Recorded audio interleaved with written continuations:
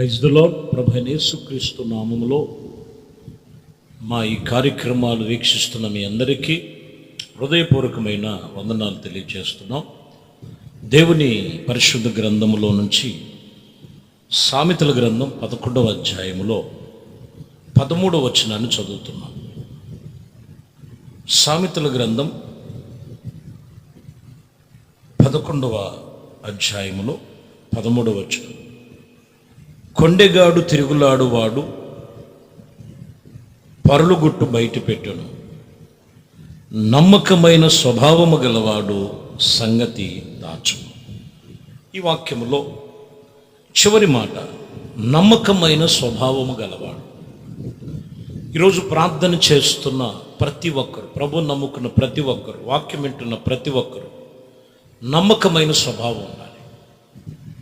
నమ్మకములోనే నీ ప్రతి ఒక్క ఆశీర్వాదాలు ఇమిడిపడ్డాయి. వాక్యం చెప్తున్న మాటలో చాలా సంగతులు నమ్మకత్వాన్ని గురించి బైబిల్ చెప్తున్న మాట. ఈరోజు నమ్మకమైన వారికి దీవెనలు మెండుగా ఉన్నాయని కూడా వాక్యం రాయబడి ఉంది. నమ్మకమైన స్వభావం ఉందా? నమ్మకమైన స్వభావములో ఎన్నో గొప్ప సంగతులు ఉన్నాయి. నీ నమ్మకత్వం ఉదయము లెగిసి నమ్మకంగా ప్రార్థన చేసే వ్యక్తివా? వాక్యము చదివి వాక్యము విని ఆ వాక్యానుసారంగా నమ్మకంగా దేవునికి సాక్షిగా జీవించే వ్యక్తివా? ఇలాగ చెప్పుకుంటూ వెళితే ఎవరిలో ఆ నమ్మకమైన స్వభావం ఉంటుందో అట్టి వారు దేవుని చేత దీవెనలు పొందిన వారు అవుతారని వాక్యం చెప్తున్నమాట. తిమోతి రాసిన మొదటి పత్రికలో 1వ అధ్యాయం 12వ వచనంలో చదువుతున్నాం. పూర్వము దోషకుడును హింసకుడును హానికరుడై ఉన్నాను, తాను పరిచారకుడిని నియమించి నమ్మకమైన వానిగా ఎంచబడుదుకు. ఇక్కడ దైవజనుడు పౌలు చూడండి, పరిచర్య నిమిత్తము నమ్మకమైన వాడుగా, నమ్మకమైన పరిచారకుడుగా ఉన్నాడు. పూర్వము దోషకుడును హింసకుడు. ఈరోజు మనం చూస్తే పూర్వం సంగతులు సాక్ష్యాలు చెప్తుంటారు.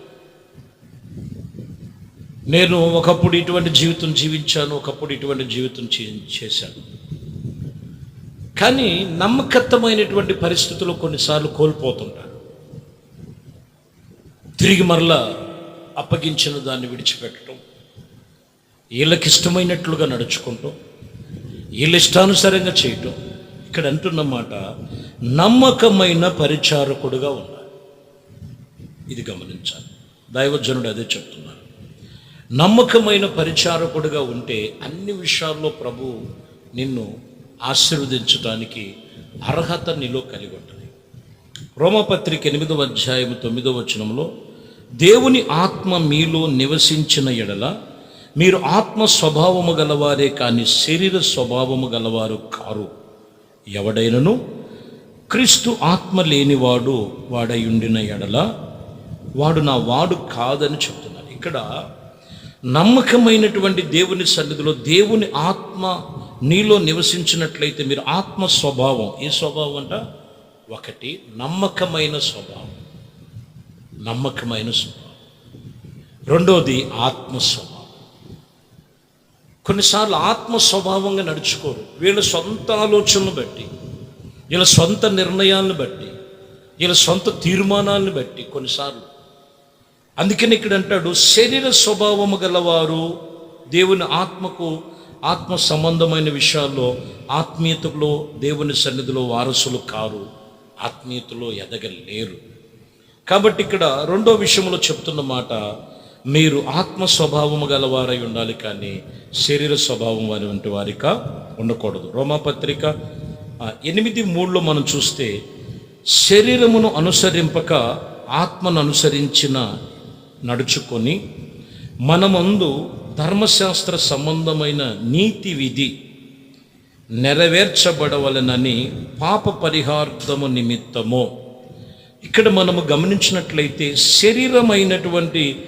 శరీరాన్ని అనుసరించక ఆత్మను అనుసరించి నడుచుకోమని చెప్తున్నారు.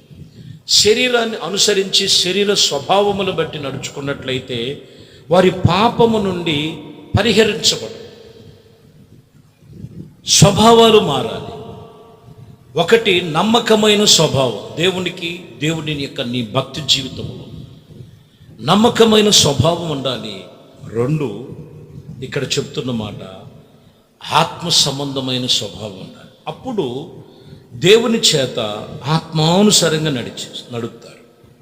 8:5 మీరు చదివితే మీరు గమనిస్తే, శరీరానుసారమైనటువంటి శరీర విషయముల యందు మనసు నుంతురు, ఆత్మానుసారంగా ఆత్మ విషయమందు మనసు నుంతురు. శరీరానుసారమైన మనసు మరణానికే అంటాడు చివరన. కొందరు ఎంతసేపు శరీర సంబంధమైన మనసు అది మరణానికే, ఆత్మీయతలో ఎదగదు, పరిపూర్ణతలోకి రాదు.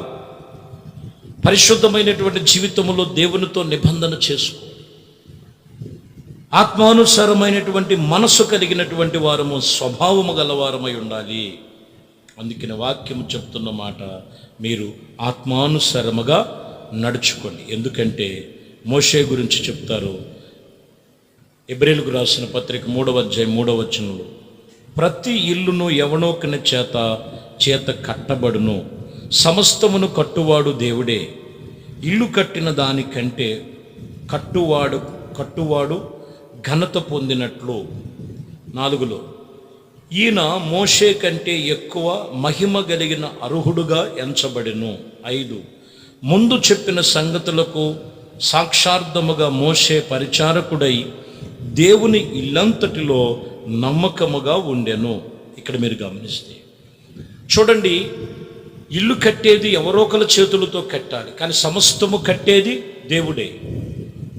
ఒక మనిషి భూమి మీద ఉండాలన్నా, భూమి మీద సమస్తమును కావాలన్నా అది దేవుడే అని రాస్తూ ఇక్కడ ఏమంటున్నారంటే, మోషే పరిచారకుడుగా ఉండి దేవుని ఇల్లంతటిలో కూడా నమ్మకమైన వాడుగా, అప్పగించినటువంటి విషయంలో నమ్మకత్వముగా ఉన్నారని రాయబడి ఉన్నది. కాబట్టి ప్రియమైన దేవుని బిడ్డలారా, ఈరోజు వాక్యములు సెలవిచ్చినటువంటి మాటల ప్రకారముగా నమ్మకమైనటువంటి వారై ఉండాలి, నమ్మకమైన వారై ఉండాలి.